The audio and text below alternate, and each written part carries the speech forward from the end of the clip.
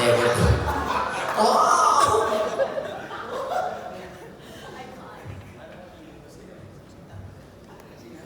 I think si Abs yung pinaka-congenial. Kasi magbibigay siya ng unsolicited advice. Ang tagay girl, tsaka. Pag-absent. Sa drag din kasi, sa drag din girls, pag absent ka, mabubunod ka. Kahit backstage, mabubunod ka. Kung late ka, mabubunod ka. Pagaya mo yun, isang wala. O diba? Mabubunod talaga siya today. Char. Thank you. We have a question from Mr. Mario Dumawag. Sa iconic Mario Dumawa. How much do you want to win this round? This round. They don't want to win. What are your thoughts? Actually, gusto kong sumali sa drag din before pa. Dahil nung lumabas yung trailer ni Manila, nag-audition siya. And narinig ko yung for the underdogs, for the truly deserving, for the queen who's brave enough to fight back. And I believe kung susundin talaga yung malalaman natin kung sino talaga yung deserving sa finale. And gusto ko manalo ng drag din para mapakita sa ibang queens na kahit sobrang short lang yung time na nag-drag ka is kaya mong lumaban sa mga matatagal ng drag queens, hindi naman sukat yung time para hindi manalo sa kompetisyon. And para din matuloy ko yung advocacy ko na mag-help ng mga baby drag queens na para after din kasi ng if ever ako mananalo, gusto ko ituloy yung ginagawa ng drag din, yung Miss Dragula, Barangayan, para umalat yung mga contest ng drag dito sa Philippines. And di ba, puro Miss K, and sana this 2023 mag-push yung puro drag naman, yung bawat barangay, may mga drag na naglalaban-laban. Ayun lang. Let's go to those. For me, I think any of the three of us could really represent drag then. So that's out of the way. Personally, I wouldn't mind. I would love to win, obviously. But when I joined drag then, I had no experience at all. I was just, alam mo, napalano lang talaga yung mukha ko. And when I auditioned, so I didn't have money. I was just coming out of Facebook Lives because this was the ECQ era of drag where we were doing lives on FB Live, ganon. And we'd get money from Gcash tips only. So that's what I brought to drag then. And it came as a shock that all I had was my passion for drag.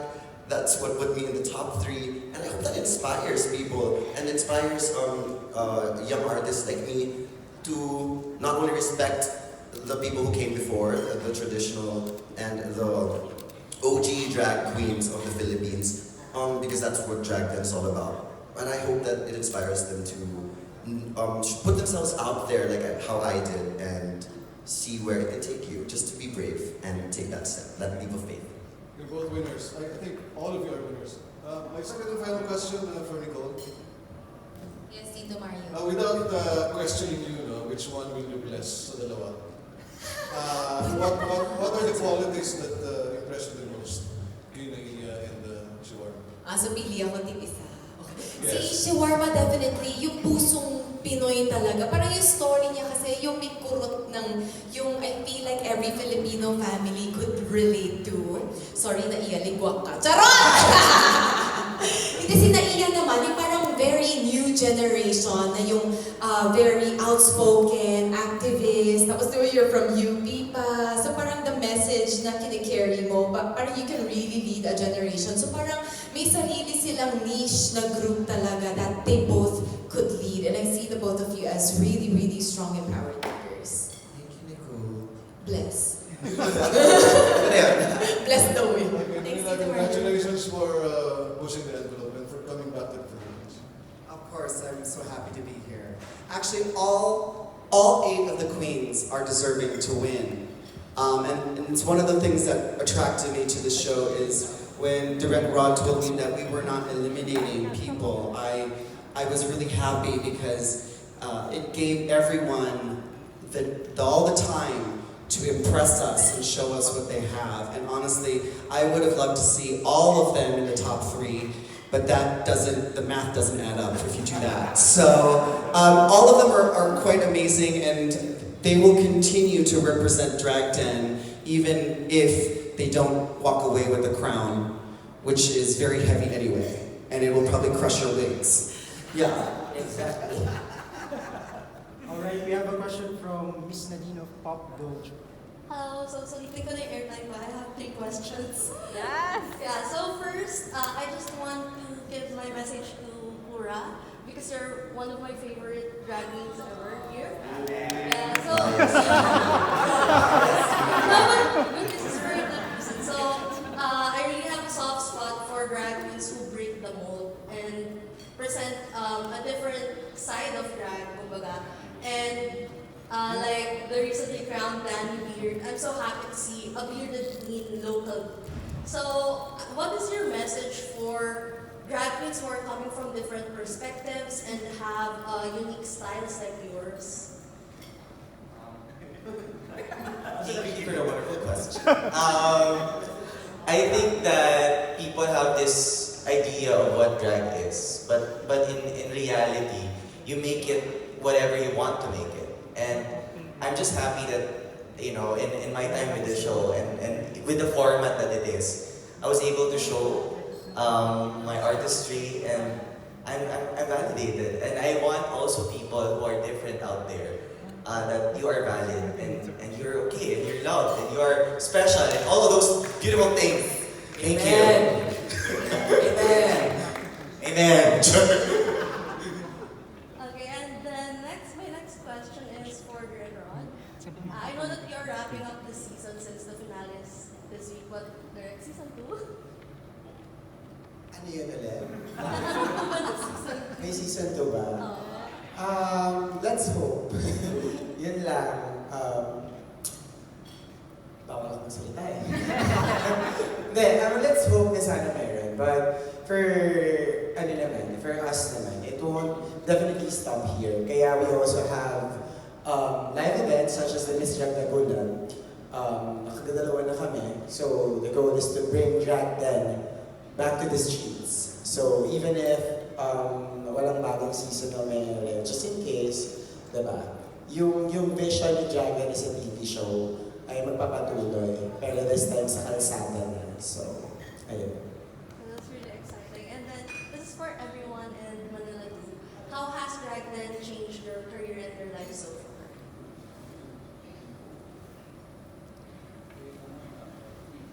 This is for everyone. Sige, unahin ko na.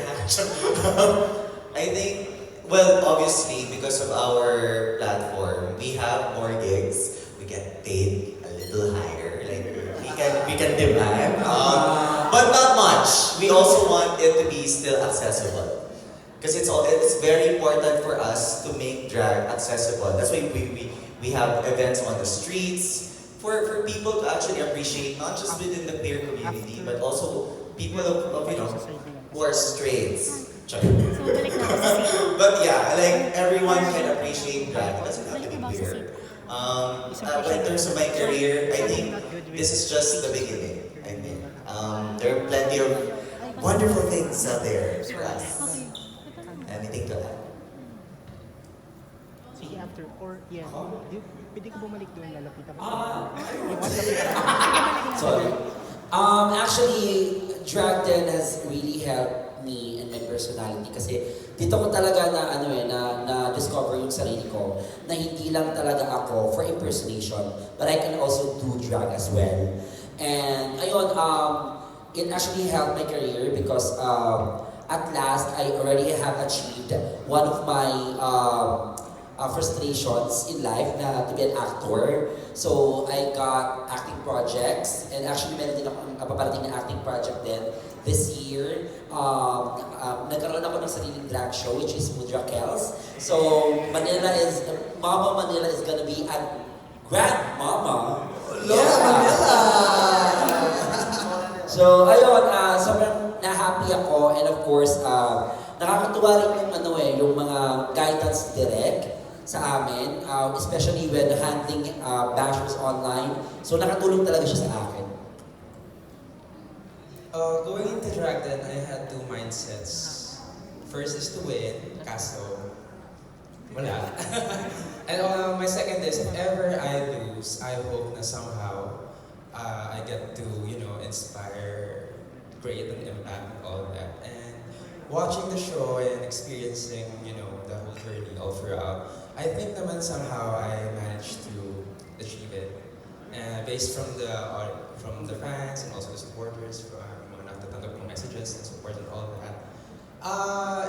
Drag then helped me as a person remove all my self-doubts. It made me believe in myself more, and it made me also embrace and love myself even more. Kasi it made me realize, especially through the fans and the supporters, they helped me realize na there is a lot to love about myself.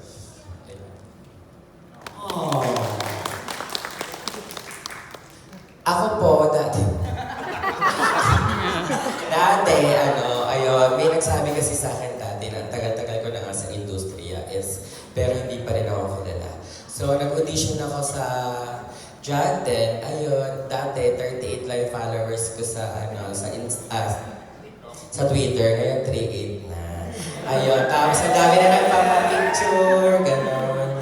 Tapos, ayun, nagkaroon din yung gusto ko din yung sa episode 6, yung about sa mga trans. At least, maraming nakakarinig. Tapos ang dami nagme-message sa akin ng mga trans, pati sa mga ibang bansa.